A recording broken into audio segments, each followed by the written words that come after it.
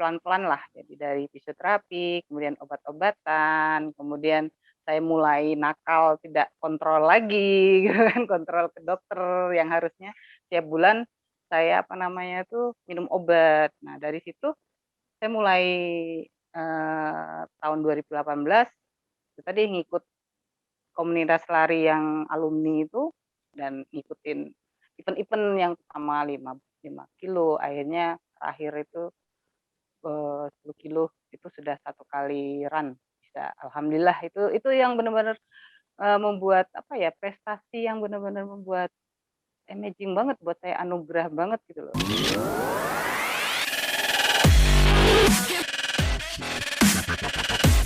Salam Seroja, salam sehat, rohani, dan jasmani. Bersama saya, Yuyun Wardana, dengan terapi tapping. Teman-teman semuanya, saat ini saya sedang bertemu dengan sahabat lama saya, Mbak Rita Nur Adriani Yusuf. Apa kabar, Mbak Rita? Alhamdulillah sehat. Ya, Terima Mbak kasih. Rita ini merupakan teman saya sejak dulu kuliah di Departemen Jurusan Ilmu Komunikasi Visipol Gajah Mada. Nah, kami cukup lama bekerja sama. Dulu awalnya itu suatu saat kami ada reuni, nanti Mbak Rita bisa cerita bagaimana kenal dengan terapi yang saya ajarkan. Dan Mbak Rita banyak sekali menemukan atau mengalami perubahan-perubahan dalam hidupnya. Baik itu yang sifatnya fisik maupun itu sifatnya non fisik. Bahkan ada satu yang sangat luar biasa apa yang dialami Mbak Rita. Mbak Rita ini mengalami suatu kondisi di mana yang secara medis disebut dengan HNP. Gampangannya adalah saraf kejepit.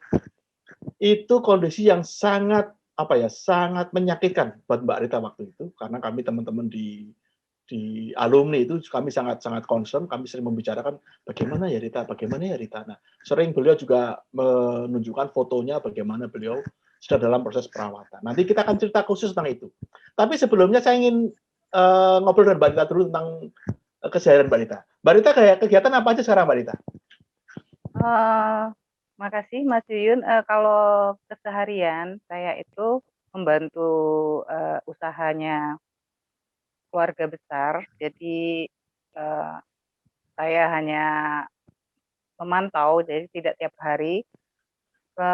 Selain itu banyaknya saya sih ibu rumah tangga biasa ya Yun ya. Jadi apa namanya tuh ya sibuk dengan keseharian, ibu rumah tangga, dan kebetulan saya udah punya cucu 3, jadi juga bermain sama mereka juga sih. Itu aja sih. Kalau aktivitas sehari juga saya juga masih rutin jalan, dan hal-hal itu yang membuat hidup saya lebih nyaman juga, karena tapping juga membantu saya untuk menikmati hidup. Itu istilah saya sih, menikmati hidup ya. Oke, Mbak Rita bisa cerita nggak Mbak pertama kali kenal terapi tapping ini? Gimana ceritanya waktu itu?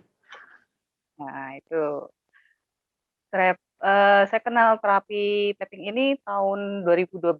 Nah, itu kita Mas Yun juga teman-teman lain itu reuni di Jogja waktu itu untuk mengisi apa reuni itu. Jadi nggak cuma hanya ketemu makan-makan aja. Jadi kita waktu itu Mas Yun sharing tentang terapi ini, dan kebetulan saat itu ada teman kita yang sakit ya Yun ya waktu itu ya.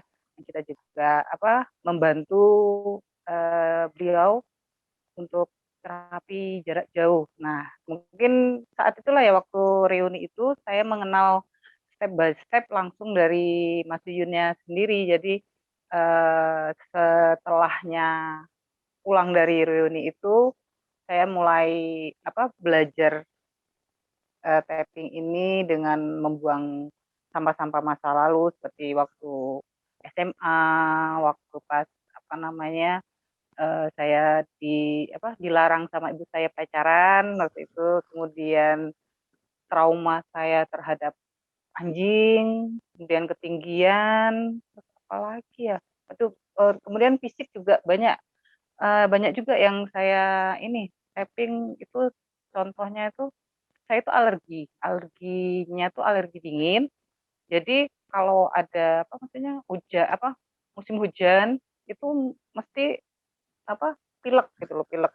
Pileknya tuh nggak stop-stop. Jadi cuma bersin bersin dan wah pokoknya mata tuh apa berair, kemudian hidung gatel ya namanya alergi itu susah ya dihilangin ya. Jadi mulai dari itu mungkin fisik saya mulai apa tapping hal-hal yang kecil seperti itu dan alhamdulillah tanpa disadari berjalannya waktu alergi itu hilang dengan sendirinya dan biasanya sebulan sekali saya pilek itu sampai mungkin 1 tahun mungkin enggak apa sampai sekarang ya mungkin jarang banget deh dihitung untuk pileknya itu alhamdulillah banget pokoknya hal-hal yang seperti itu yang apa ya membuat saya semakin rajin tapping walaupun hal-hal yang kecil jadi nggak hanya hal-hal yang besar termasuk yang tadi waktu itu juga saya juga mencatat eh,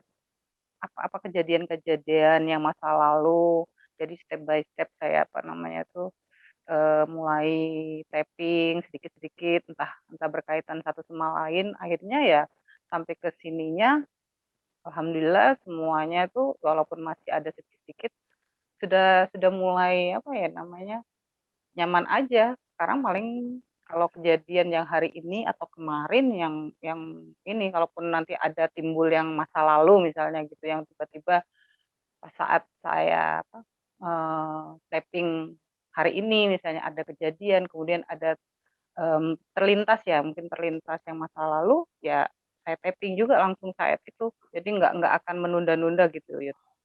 Oke, Mbak, tadi kan Mbak Rita menyebutkan kejadian-kejadian masa lalu. Kejadian masa lalu yang paling dahsyat apa, Mbak, yang di-tapping, Mbak?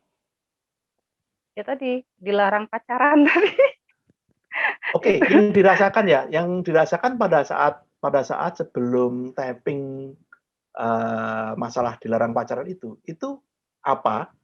Kemudian setelah tapping, apa yang dirasakan? Ada sesuatu yang berubah nggak dalam hidupnya setelah tapping sesuatu yang paling berkesan itu?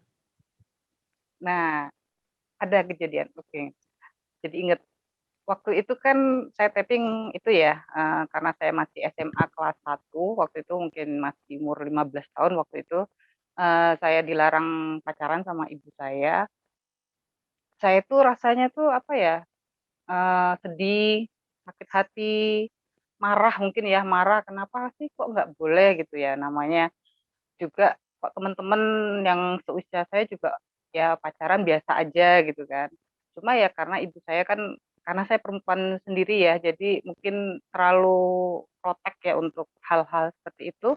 Jadi, saya itu tapping-nya itu ya tadi sedih, marah, kecewa, sakit hati kepada ibu saya.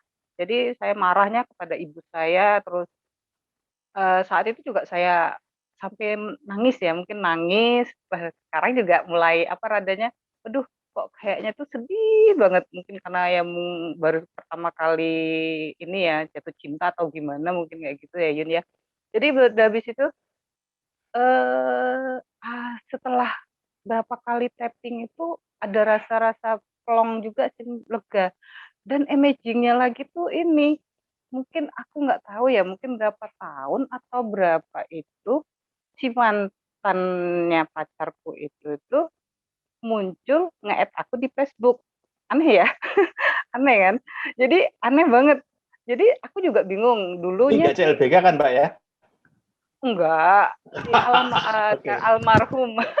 Oke oke Jadi oke, mantan iya iya. saya itu udah almarhum. Oke. Jadi gini, waktu itu juga pas nge-add di Facebook juga suami saya tahu bahwa itu mantan saya, jadi apa namanya tuh, dia lihat, "Wah si ini nge-add nih," gitu kan. Jadi, kita kontak dan maksudnya berkabar berita aja, setelah itu tahun berapa sih dia tuh sakit sakit kanker liver kalau nggak salah.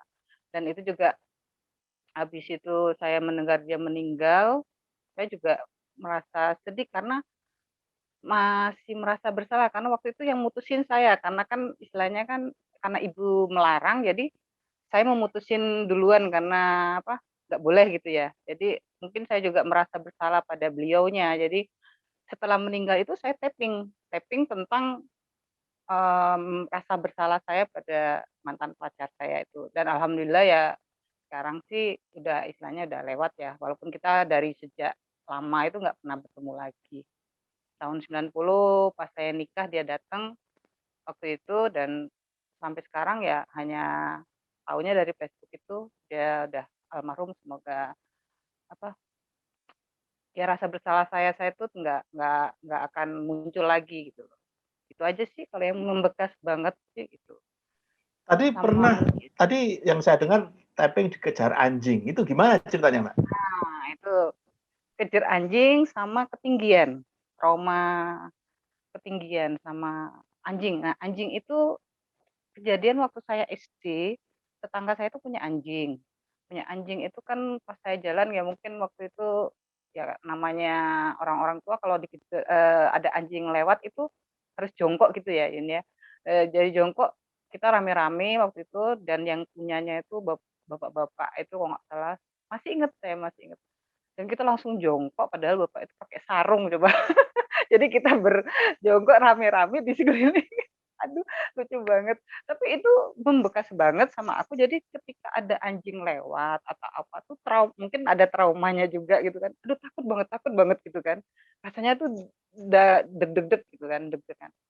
Tapi setelah saya tapping-tapping tuh sekarang saya ya, tetangga saya tuh punya anjing tau nggak?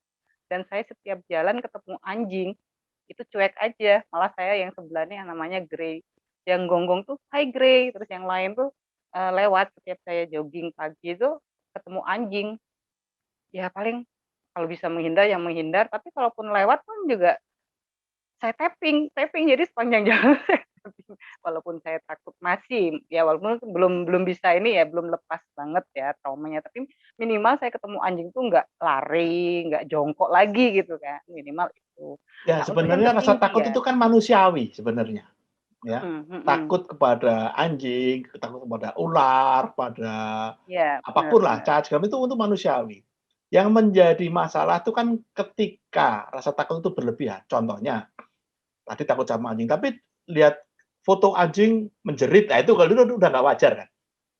Oh ya, Ya, fobia ya artinya jatuhnya kalau ya? ketemu anjing takut itu menurut saya juga masih wajar karena anjing itu kan bisa gigit. Semua orang pasti punya mekanisme apa namanya defensif, melindungi diri.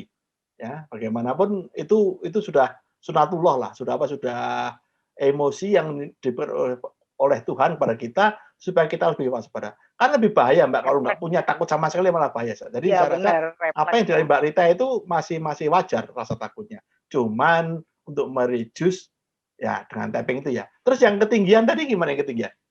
Nah ketinggian tadi, aku tuh punya, aku nggak tahu ya, ada foto masa kecil, itu saya tuh dulunya itu waktu jalan itu tuh, seingatnya saya tuh waktu ke Taman Mini yang ada kereta gantung itulah ya Yun ya, punya Mhm, kereta gantung mhm. gitu kan. Nah, itu tuh waktu kecil tuh mau sih naik, cuma aku nggak berani lihat bawah gitu loh.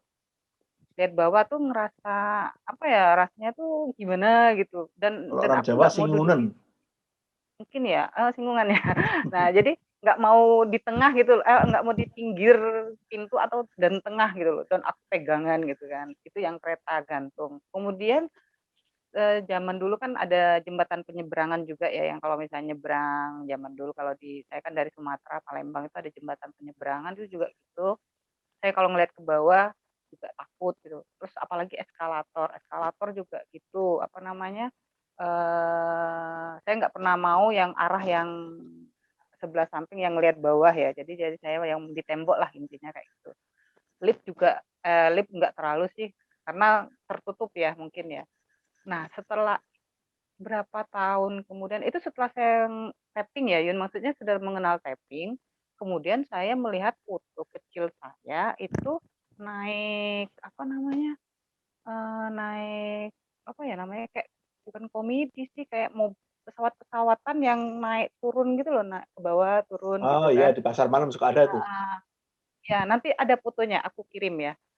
Itu Mhm. nanti kan istilahnya tuh, aku tuh masih umur kayaknya mungkin 2 tahun apa 3 tahun lah waktu foto itu sama kakakku.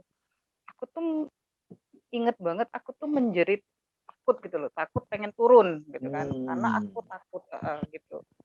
Dan aku tuh baru sadar, wah ini berarti inilah penyebab ketakutanku, ketinggianku gitu loh kan. Dan itu juga akhirnya aku tapping, waktu kecil aku naik pesawatan ini gini-gini bla bla bla bla gitu kan. Akhirnya ya intinya kan apa namanya, kalaupun ini juga nggak nggak maksudnya aku bukan yang trauma yang naik pesawat yang apa gitu, cuma ya istilahnya tadi ngelewatin yang ngelihat ke bawah itu rasanya tadi katamu apa, singgungan apa gitu. Nah, tapi nek misalnya aku sekarang kalau eskalator pun aku sekarang berani gitu loh, berani ke arah yang ngelihat bawah itu. Kalau di mall kan biasanya kan di bawah tuh ngelihat apa namanya, Iya iya stan-stan iya apa, iya. aku berani. Oh, udah mulai Ya. berani gitu loh. Terus duduk-duduk di pinggir-pinggirnya itu udah mulai berani. Itu sih, jadi kalaupun perubahan yang ini nih ya tanpa sadar aja sih setiap ini aku tapping, kayaknya aku tapping cuma sekali apa 2 kali nggak, kayaknya cuma sekali sih. Ya siapa paling ketakutan, cemas, kayak gitu sih yang ketinggian itu, kayak gitu itu sih. Itu Ya, aja. Jadi heeh, yang masa lalu ya itu ya. ya. Terus anu Mbak, ini kan yang apa ya kalau saya sebut prestasi gitu ya. Prestasi Mbak Rita yang spektakuler itu kan ketika berhasil melewati masa-masa sulit dengan HNP. Tadi yang sebut saraf kejepit. Karena kan semua orang tahu itu bukan apa ya, bukan keluhan yang sederhana, itu bisa mengancam kelumpuhan segala macam. Boleh diceritain nggak Mbak, gimana waktu itu sampai kena HNP dan kemudian mengatasinya bagaimana dan sampai akhirnya apa yang dicapai sekarang? Saya itu terkena HNP divonis sama dokter waktu itu 2014. 2014 itu saat itu saya jalan ke Jepara kalau nggak salah, naik kendaraan mobil darat dan setelah itu kaki saya itu nggak bisa bergerak sama sekali, mungkin kayak apa ya, kebas lah istilahnya. Kebas, kemudian rasanya kesemutan, oh pokoknya jalan aja sulit lah. Nah itu Pegel, nyeri kemudian gitu ya? saya nyeri Nyeri ya? dari Oke. apa namanya, dari pinggang sampai ke ujung kaki gitu loh Yun. Jadi kayak apa ya, Oke. nyerinya tuh Kayak nyeri orang kecedit beneran, itu Pak ya? nyeri. Orang kecedit, orang Jawa bilang kecedit itu ya? Ya mungkin kayak kecepit itu lebih lagi. Jadi Lebih dia lagi. ngerasa apa ya, kaki itu kebas lah, kebas kayak kita habis kesemutan mungkin ya, kesemutan itu Oh, oke juga. oke oke. Nah, terus kemudian tuh jalan tuh bener-bener capek, capek, capek dan kaki diseret karena kebas tadi kan, jadi ngerasanya kan berat ya. Itu kemudian saya periksa ke dokter dan dianjurkan untuk MRI. MRI itu yang masuk ke itu ada juga fotonya nanti saya kirim, terus apa namanya itu kayak tabung gitu kita diperiksa jadi ke detail-detailnya. Ternyata saya itu terkena di lumbar L45, jadi tulang ekor itu ada lumbal nama-namanya itu, lumbal, kemudian saya di tulang ekor. Dokter yang pertama kali yang ditanyakan adalah pernah jatuh. Nah, saya pernah jatuh, bener. Saya waktu kuliah mungkin sekitar 88 atau 89, saya kuliah itu pernah jatuh di atas dari kursi. Kemudian maaf bokong saya itu mengenai ujung dipan dipan tempat tidur. Zaman dulu masih kayu ya, bukan spring bed zaman sekarang. Jadi kayu yang ujungnya itu loh. Jadi saya itu udah jatuh duduk, kemudian nggak bisa bangun lagi saat itu dan memang sakit Ada banget. gangguan. Iya sampai kakak saya tuh yang menggotong saya ke tempat tidur. Ya mungkin karena saya dulu tinggalnya sama jauh dari orang tua, hanya di apa oles-oles minyak angin lah kayak gitu. Nah itu yang mungkin keteledoran saya ya ketika itu tidak periksa ke dokter atau apalah ya pokoknya waktu itu ya. Karena jauh dari orang tua ya saya biarkan saja aktivitas seperti biasa. Waktu itu juga saya masih naik gunung, kemudian apa namanya itu terus apa namanya itu jogging juga sama apa kemudian apa ya aktivitas selama 23 tahun itu Itu tuh banyak banget Yun, dari hunting foto, saya ikut komunitas foto juga, yang benar-benar jadi pengurusnya yang benar-benar apa ya, kalau namanya hunting foto mungkin masih Yun tahu ya, jalan mungkin berkilo-kilo, kemudian saya juga aktivitas yang lainnya, pernah rafting juga kayak gitu, kemudian badminton, waktu di tempat kerja saya juga badminton, pernah juara juga sih. Jadi aktivitas saya itu banyak setelah itu. Nah, yang apa waktu umroh 2010 itu mulai kerasa banget apa namanya tuh sakitnya ketika setelah sa'i. Setelah sa'i itu kaki saya tuh benar-benar nggak bisa di ini. Nah, saat itu juga tetap saya oles-oles ya, mungkin dulu zaman dulu ada Voltaren, ada apa ya, Voltaren, habis itu selesai sembuh kayak gitu. Nah, balik lagi waktu saya periksa itu sama dokter setelah tahu hasil MRI-nya itu, saya divonis operasi tulang belakang, pasang pen. Pasang pen itu dipasang pen kiri kanan supaya tulang itu agak lurus dan yang apa sarafnya kejepitnya itu sebenarnya saraf kejepit itu istilahnya ya Yun ya kalau HNP itu kan apa ya medisnya hernia nukleus apalah seperti itu. Jadi karena benturan dari waktu saya jatuh itu kan apa namanya tulang itu kan ada kayak gini ya, maksudnya gini ya. Nah, di sini kan ada Sambungan-sambungan ya. bantalan, Ya, ya, ya. sambungan ada bantalan. Ketika jatuh karena benturan, bantalan ini kan keras nih bantalan ini akan mencolot keluar. Nah, mencolot keluar itu kena ke saraf yang di sekitarnya, makanya namanya saraf kejepit gitu loh. Nah itu kan namanya saraf ya kejepit, ya sakitnya ya auzubillah min dzalik lah, pokoknya udah level 10 lah nih waktu itu. Dan saya itu yang keluar bantalan itu sampai 70% sendiri, 70% sendiri. Jadi makanya itu divonis operasi pasang pen, yang keluar tadi dikikis, dibuang, kemudian nanti mungkin diinjeksi lagi untuk mengisi. Jadi nanti dia akan lurus lagi, bantalannya akan keisi kembali. Jadi yang tadi dikikis itu intinya kalau medisnya seperti itu. Nah, saya 2014 April itu kena, saya rencana operasi itu Januari 2015. Selama itu kan saya juga diterapi sama kalian surget waktu saya injeksi untuk mereda rasa sakit ya waktu itu. Dan saya pun tapping pribadi juga mungkin sampah-sampah. Nah, setelah itu saya tuh mulai agak pede untuk karena mungkin dari hampir 1 tahun saya minuman obat, kemudian fisioterapi yang seminggu itu bisa 3 kali fisioterapi, minum obat, dan membuat saya fly, istilahnya tidur terus. Nah itu juga saya merasakan bahwa aku harus berhenti nih, masa aku harus terus-terusan fisioterapi dan harus terusan minum obat. Dan kemudian saya itu mulai pede dalam artian saya mulai pertama menyetop fisioterapinya dulu. Kemudian setelah berapa bulan merasa nano-nano, ketika nano-nano, misalnya nano-nano maksudnya tuh rasanya tuh macem-macem gitu loh ya. Jadi ketika tuh sakitnya ngerasa ini, saya tapping. Jadi mungkin fisiknya yang saya tapping terus gitu loh, ngerasa itu. Nah, habis itu kemudian saya obat-obatan. Jadi pelan-pelan lah. Jadi dari fisioterapi, kemudian obat-obatan, kemudian saya mulai nakal, tidak kontrol lagi, gitu kan, kontrol ke dokter yang harusnya tiap bulan saya minum obat. Nah, dari situ saya mulai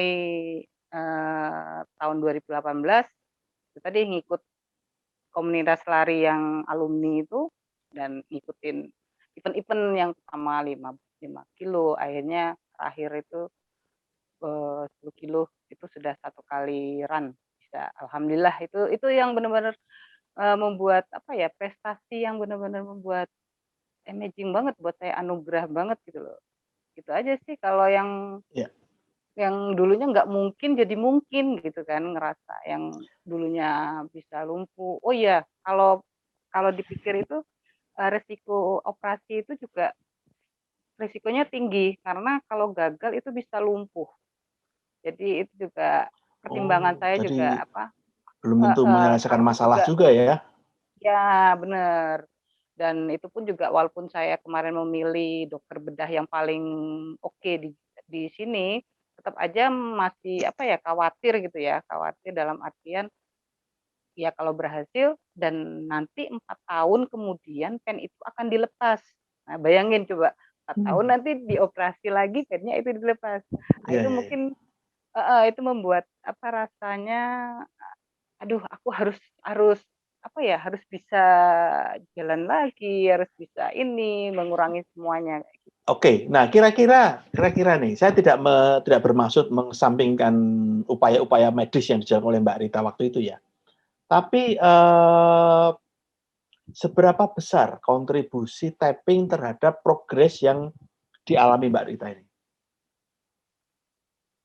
Kalau kontribusinya banyak ya, banyak banget. Minimal menenangkan hati ya, menenangkan hati. Ada satu cerita juga yang masa-masa saya sambil menunggu kamar kosong tadi ya, operasi tadi. Itu saya itu pernah kaki saya tiap malam itu gerak-gerak, gerak-gerak dalam artian bergerak Tremor, sendiri gitu loh. gemeter, Bukan tremor sih ya, oh tremor. ya mungkin seperti tremor tapi Mhm. dia tuh nggak bisa dicegah gitu loh langsung, tapi Oh, dia akan apa namanya, setiap mau tidur itu pasti gerak-gerak hebat sampai suami saya tuh menekan kaki saya, menekan dengan bantal jadi baru saya tidur dan selama tidur pun saya akan bergerak-gerak sendiri gitu loh. Itu pun karena saya kan konsultasinya ke dokter saraf ya, saya tanyakan, "Kenapa?" Mungkin ada kecemasan. Waduh, mmm, cemas. Apa ya cemas? mhm, mhm. Baru saya pikirin, loh saya itu cemas penyakit saya. Iya, iya, Jadi iya, iya, apa iya. ya, cemasan tuh karena cemas, penyakit saya, maksudnya cemas tidak bisa jalan, cemas penyakit. Jadi yang aku Iya, iya, iya, pikirin iya. tuh selama ini penyakitku gitu loh, kan tiap hari Mmm, karena fisioterapi, mhm. kontrol dan obat minum. Jadi yang saya kecemasan. Setelah saya tapping, apa namanya tuh, tapping kecemasan, ketakutan saya akan penyakit saya, marah pada diri sendiri, itu pun juga saya apa, jadi selama ini sebelumnya saya tapping tentang apa namanya, tentang, apa namanya itu, fisik aja gitu ya. Mhm, Kemudian mhm. akhirnya saya tapping tentang kecemasan saya, kemarahan saya, kayak gitu, Aspek kecewaan emosi ya berarti yang saya. ditekankan ya? Ya, jadi yang saat yang saya rasakan saat menderita saraf kejepit. Nah itu, ya alhamdulillah hilang, cuma cuma berapa kali itu udah kemudian sekarang malah jadi kayak warning-ku gitu loh, kalau ada kakiku gerak sedikit, "Apa sih Oke. ini?" Jadi Jadi kaki-kaki yang bergerak itu kan memang sesuatu yang memang tidak bisa dihindarkan. Kaki yang bergerak ini sebagai alarm sebenarnya, warning system ya. Jadi mmm, seperti itu ya, Mbak, ya? ya, ya juga karena kalau di ini kan kata dokternya kan itu juga banyak sebabnya, karena kan kemarin itu kan sebabnya mungkin ada penyakit juga bisa, tapi Mhm, ternyata mhm, saya dites di lab itu nggak ada gitu kan, mmm, normal. mhm. Normal berarti kan, "Oh ini mungkin cemas apa Bu? Ini gini gini." Jadi baru setelah itu saya gali, jadi kontribusinya Jadi untung punya yang saya tapping ya rasa waktu itu ya? itu udah. Ya, Kalau ya, ya. belum sembuh. Ya, kalau seandainya waktu itu nggak kenal tapping mungkin nanti akan ngulik ke mana-mana lagi gitu ya kali ya? Oh iya, mungkin saya merasa apa ya, kayak depresi juga kan berarti kan udah Iya, iya. sedikit, fisioterapi terus-menerus tiap minggu 3 kali, minum Mhm, obat dan mhm, tidur terus, mhm, yang mhm. hal-hal yang seperti itu jadi lebih sensitif kan jadinya kan, Mhm. otomatis Oke, toh. Mbak, kemudian menarik sekali cerita tentang apa, tentang HNB ini. Nah, sekarang selain apa ya, selain faktor keluhan fisik tadi, apalagi Mbak yang dialami yang sekiranya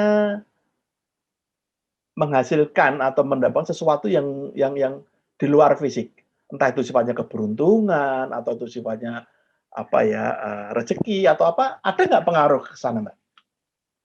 Banyak banget itu. Contohnya, nah ini Banyak mungkin banget. banyak teman-teman Wah, yang perlu tahu ini ya, supaya bagaimana faktor kita meningkat, rezeki kita meningkat, ya nggak?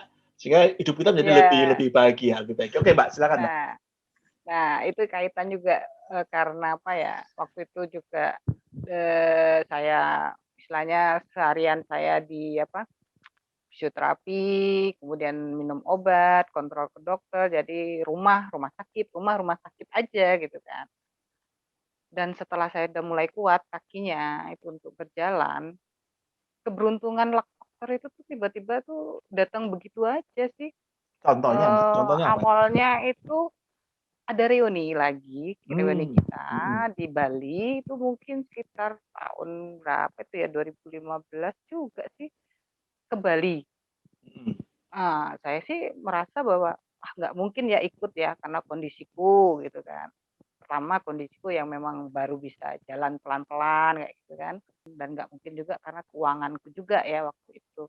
Nah, saat itu, apa namanya tuh, tiba-tiba ada sahabat saya, sahabat kita juga, itu tuh japri, "Kamu mau ikut nggak?" "Nggak ah, aku kondisiku kayak gini gini gini." "Ayo deh biarin kamu ini, apa, refreshing kayak gini gini. Aku kirim deh tiket." Akhirnya apa, dikirimin tiket dan apa ya, tinggal berangkat gitu loh, tinggal berangkat. Itu juga, oh, saya nggak apa ya, dikirimin tiket ya istilahnya waktu nggak itu ya? iya. Jadi dikirimi tiket, kemudian langsung berangkat, saya senang-senang, padahal waktu itu di Ubud. Tahu sendiri Ubud itu ada bukit apa itu ya, itu namanya itu bukit apa sih? Yang atas itu kan saya masih jalannya pelan-pelan itu. Saya ingat banget. Itu juga kemudian saat apa ada reuni lagi tahun depannya itu ke Makassar juga begitu tiba-tiba juga. Ya nggak ada yang nyangka sih, nggak nyangka, amazing banget tau-taunya, "Mau nggak ikut?" "Ah, nggak ah, ini," karena itu kondisi keuangan belum memungkinkan dan ini segala macam. Akhirnya dibeliin tiket. Selama di sana juga berapa hari ya, 5 hari mungkin ya. Jadi ke Makassar, Kendari, ke Pulau Labengki, bayangin, nggak nyangka banget loh, ke Pulau Labengki yang bener-bener tidak ada ekspektasi saya ke sana gitu, ke Makassar. Ya Allah pokoknya keberuntungan itu tuh bener-bener mukjizat lah menurut saya ya. Dengan tiba-tiba kayak gitu, tanpa tanpa disadarin, mengikutilah, istilahnya mengikuti Ya, ya ya, Yun ya. ya. Jadi walaupun kita nggak tapping secara khusus, tapi ternyata mengikuti luck faktornya Jadi itu. memang Mbak Dan Mbak ada Rita satu lagi meyakini bahwa dengan rutin melakukan tapping itu meningkatkan luck faktor dan keberuntungan selalu mengikuti gitu ya? mhm. Ya jadinya kayak energi positifnya kita tuh, teman-teman tuh baik semua, semesta mendukung menurut saya sih. Ya, Jadi ya, ya, ya. biasanya saya buat status di Facebook itu semesta mendukung mengajakku menari ya, keren ya. Hmm, Jadi, mhm, apa namanya tuh, istilahnya tuh saya kemudian ada pernah juga reuni SMA waktu itu di Lubuk Linggau, itu juga saya mendapat tiket lagi. Jadi, sepanjang apa ya, terus kemudian ada tiket gratis, terus pas kemarin juga istilahnya juga, apa namanya tuh, hal-hal yang kecil-kecil lah mungkin ya, hal-hal kecil hmm, itu seperti mungkin waktu itu saya membutuhkan sejumlah uang, mhm, mhm. tapi tahu-tahu ada aja lah gitu loh. Jadi apa ya, semakin apa, mendapat Hidup solusi menjadi yang lebih mudah lah ini, gitu ya? nah lebih mudah, dilancarkan lah, mungkin doanya juga kan juga kenceng, tapping juga kenceng gitu kan. Jadi energi positif kita tuh, apa, mengalir lah ke sekeliling kita. Jadi insya Allah lah, kalau memang kita ini kan toh istilahnya saya pun juga tapping nggak hanya tapping gitu kan, saya juga sholat, tetap sholat gitu kan. Kalaupun Ya, sholat, ya, ya. setelah sholat saya doa, baru tapping. Ya, Mau tidur pun artinya juga tapping itu kan hanya sebagian dari usaha. Ada iya usaha, ada sebagian dari doa gitu kan ya. ikhtiar, Jadi heeh, tapping ini ya iya, usaha heeh. aja gitu kan ya. Oke, oke. Mhm, mhm. Jadi minimal untuk diri kita sendiri, ketenangan, kenyamanan, kayak gitu. Jadi energi kita positif dan menularkan ke sekitar. Intinya kan Ya. seperti itu. Gas banget. Makasih loh Mas Ya, Yun. oke, Mbak Rita, Sudah terima kasih ngenalin. banget udah mau berbagi sama teman-teman yang melihat channel ini. Mudah-mudahan Mbak Rita, saya doakan tambah jos, tambah sering dapat tiket Wah. gratis. Nanti saya juga ditulari. Oke, tambah sehat. Penting. Salam untuk suami, untuk keluarga ya. Terima kasih Mbak Rita ya. Makasih. Ya, Oke, ya, baik makasih teman-teman Yun. semuanya, sahabat Seroja. Tadi kita udah banyak ngobrol panjang dengan Mbak Rita. Ada beberapa hal yang saya garis bawahi bahwa dengan tapping ini memang tidak semuanya seperti ujuk-ujuk, tidak. Tidak ada yang sifatnya sulapan. Tapi dengan tapping ini seperti mendatangkan keajaiban-keajaiban. Tadi Mbak Rita menyebutnya amazing atau miracle. Jadi ada keajaiban-keajaiban dalam hidup kita yang terjadi karena kita menjalankan tapping. Nah, dan itu tentu kita tidak bisa duga dari mana datangnya keajaiban itu terjadi. Itu semuanya murni Tuhan dengan alam semestanya bergerak sedemikian rupa yang kita tarik menggunakan energi positif kita karena kita membebaskan sampah-sampah emosi. Saya rasa itu dulu yang bisa saya sampaikan. Kita nanti akan bertemu dengan narasumber-narasumber yang lain. Tetap di Seroja. Salam Seroja, salam sehat, rohani, dan jasmani. Salam.